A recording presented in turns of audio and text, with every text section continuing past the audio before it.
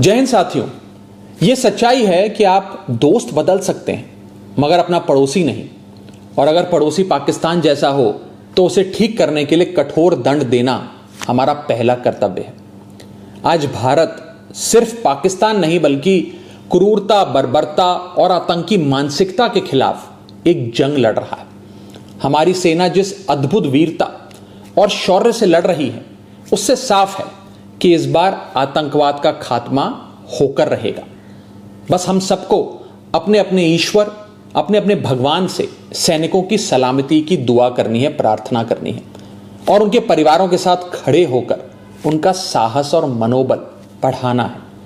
जिन परिवारों से निकलकर कर्नल सोफिया कुरैशी और विंग कमांडर व्योमिका सिंह जैसी बेटियां तिरंगे की शान संभाल रही हैं, जिन परिवारों के बेटे सरहद पर दुश्मन का मुकाबला कर रहे हैं, उन परिवारों के साथ चट्टान की तरह खड़ा होना है। दुनिया जानती है कि हमारा ये उसूल है, ना हम किसी को पहले छेड़ते हैं और ना ही बाद में किसी को छोड़ते हैं।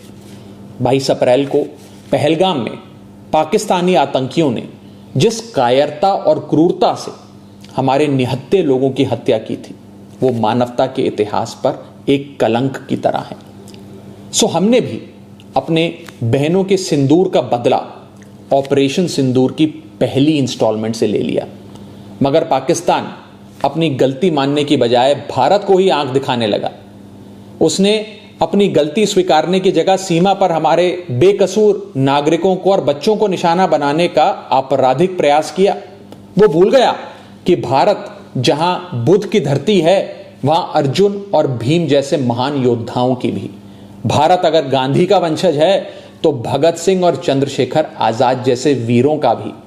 और इसलिए अब भारत की तीनों सेनाएं पूरी ताकत से बता रही हैं कि भारत पाकिस्तान का बाप है और बाप बाप होता है। हमारी मिसाइलें, हमारे विमान पाकिस्तान की छाती पर गरज रहे हैं।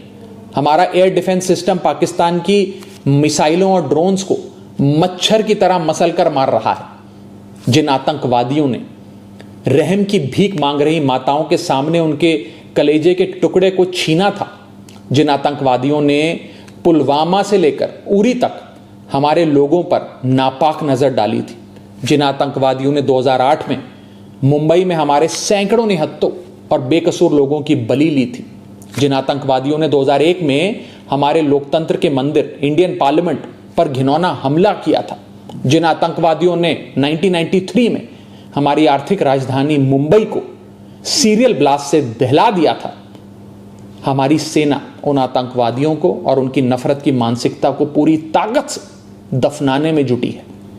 बस हम सबको आपस में एक रहना है। मुसीबत में देश की कमजोरी नहीं बल्कि ताकत बनना है। हम किसी भी धर्म, किसी भी जाति या किसी भी राजनीतिक दल से जुड़े हैं, किसी भी नेता को फॉलो करते हैं, इससे ज्यादा महत्वपूर्ण बात यह है कि हम सब हिंदुस्तानी हैं। We are all Indians.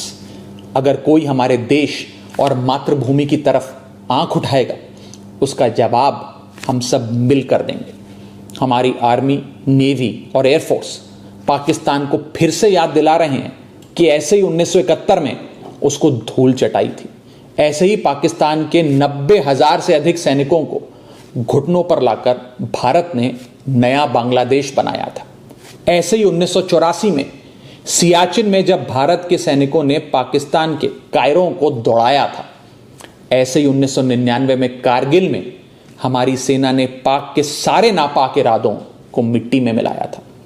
मगर पाकिस्तान की मेमोरी लगता है कमजोर है, इसलिए समय समय पर याद दिलाना पड़ता है। जो देश 24 घंटे 365 दिन पूरी दुनिया के सामने भीख का कटोरा लेकर खड़ा रहता है, जो देश अपने बच्चों के हिस्से का दूध आतंकियों को पिलाता है, उसका फन कुचलने का इस बार इरादा हर हिंदुस्तानी ने ठान लिया है। अब की बार पाकिस्तान को सुधार कर रहेंगे। भारत पाकिस्तान को चुनौती और चेतावनी दे रहा है कि सुधर जाओ, वरना अब काशी से लेकर इस्लामाबाद तक बहेगी गंगा, रावलपिंडी में लहराएगा भारत का तिरंगा। जय हिंद।